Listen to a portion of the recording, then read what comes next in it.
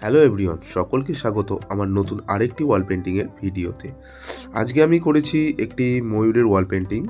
প্রথমেই আমি চক দিয়ে ময়ূরটাকে ড্রয়িং করে নিয়েছিলাম। তারপর আমি ড্রয়িং করা হয়ে যাওয়ার পর বেস কালারটা চাপিয়ে দিয়ে ধরে ধরে সুন্দরভাবে আমি ময়ূরটাকে ফিনিশ করে নিয়েছিলাম।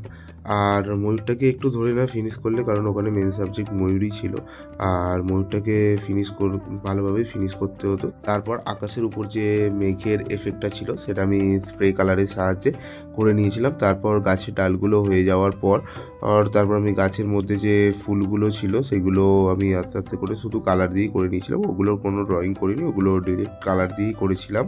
আর এই কাজটিই করেছিলাম আমাদের এখানেরই একটি গ্রামে এক দাদার বাড়িতে। আর কাজটা তোমাদের কেমন লাগলো সেটা আমাকে অবশ্যই কমেন্ট করে জানাবে। এবং তোমরাও যদি এই ধরনের ওয়াল পেন্টিং করাতে চাও তো আমার সাথে যোগাযোগ করতে পারো এবং ইনবক্সে মেসেজ করতে পারো।